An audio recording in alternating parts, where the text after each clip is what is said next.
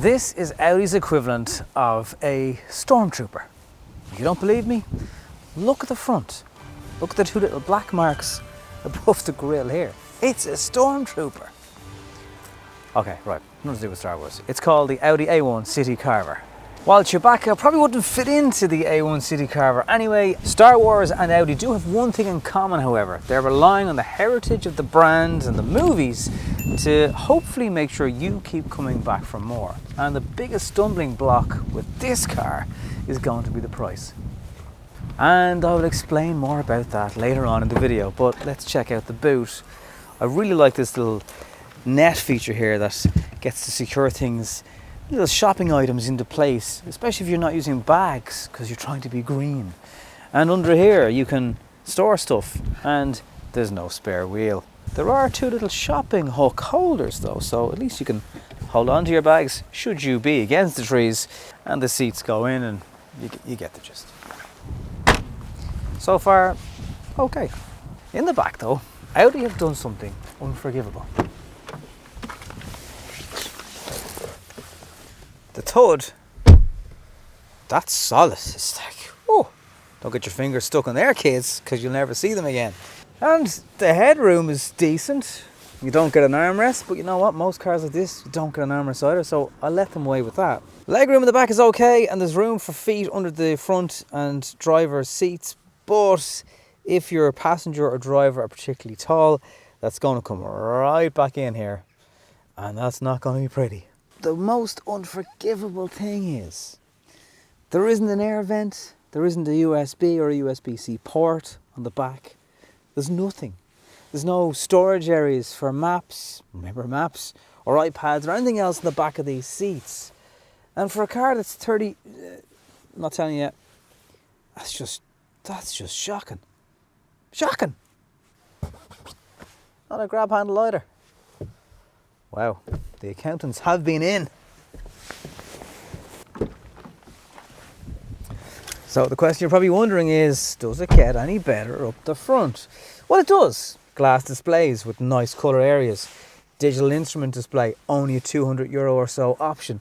Go for it. The armrest slides back and forward, and you know what? You'd probably get some hipster flat whites into the cup areas, and there's a decent area of space here for the mobile phone and glasses. And you can also connect to the outside world up here too, because there's a USB and USB-C port, and I love that Audi give you the option.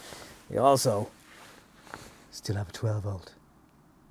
The climate upgrade will get you dual zone, and it looks better with the digital displays. This car also comes with an interior lighting pack, which means you can change colour along the dashboard and the doors. There's many different colours. Blue, change it to not so blue, green, yellow, the whole lot. You can do whatever you want. I think kind of red looks nice. White is nice too, but it's quite bright. It's kind of burning back into your eyes at night time. On the sensors, there's no reverse camera, and front parking sensors are also extra, so there's not much you can do with that. There's only one reason why you need a handbrake in a hatchback these days, and it's in a hot hatch. This ain't one of them, so why is it there? Your glove box, yeah, I'll give you that. That's decent. It's all right. And the quality of the plastics, especially up the front, especially at touch level, are all very good and soft and feel kind of Audi-like.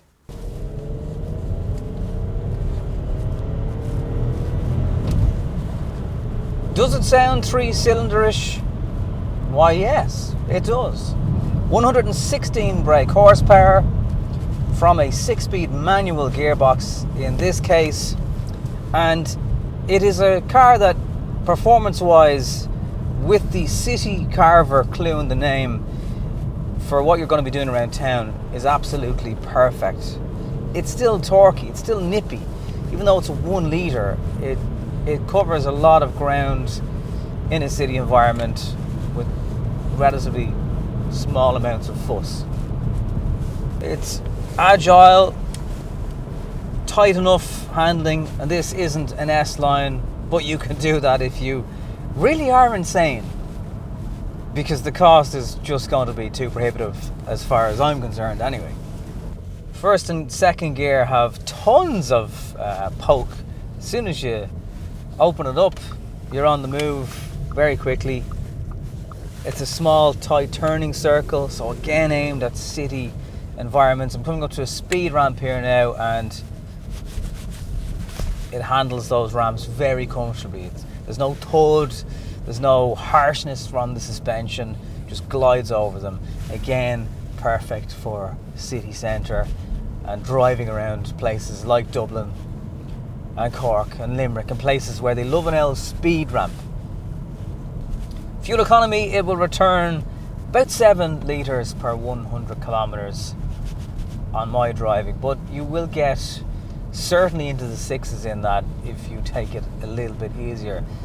That is the thing about 1 litre 3 cylinders. They are designed to be very fuel efficient, but when you slap a turbo on there and it's a nippy 1 litre pushing out 116 brake horsepower, not 75 brake horsepower, which you might expect from a 1 litre, then there is going to be a little bit of a trade-off. But as I'm just cruising out 50 kilometres an hour, I'm seeing mid 6 litres per 100 kilometres, no problem. And from a petrol as well, you know, so it's not too bad.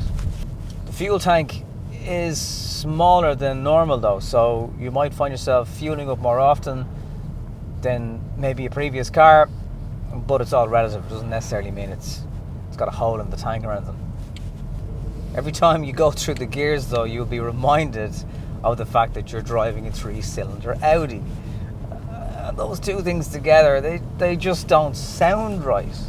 There's other cars, cheaper cars, that do quite well to disguise the fact that they're a 3-cylinder.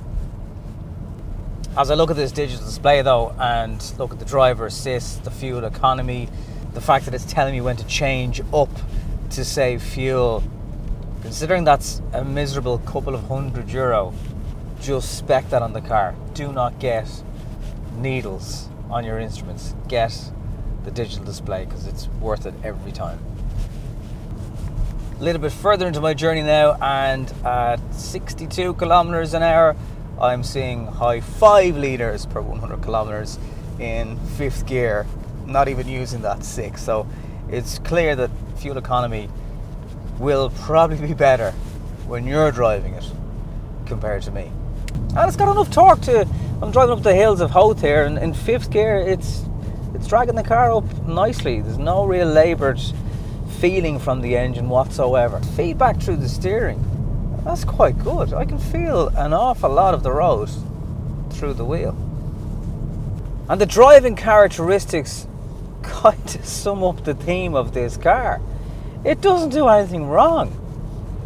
It's just very expensive.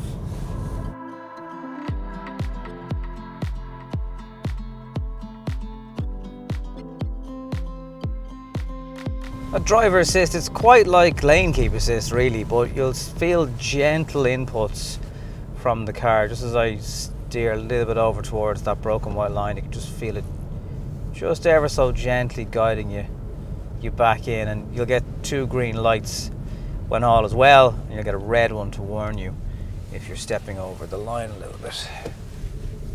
So those real plus points are, it's very, very smooth. It's quiet around town once you're not using the accelerator beyond normal use. It's smooth over bumps. It's a good setup. The compromise here isn't really a compromise because you've still got decent sized alloy wheels, but they're not overly impacting how the car handles and takes on our fantastic Irish roads. As I go across 4 different surfaces here on one part of the road, potholes, different layers of tarmac, it handles all that very nicely. Thank you for watching this episode. I hope I've earned your subscription by now, and if you have a comment or something to ask about anything to do with the A1 Citycarver, please do leave it in the comment section. Don't forget to like and share the video also. They're just the bits that you can do for me to help support the channel, and there's other ways in the description of the video on how you can get involved behind the scenes too. Thank you very much for watching.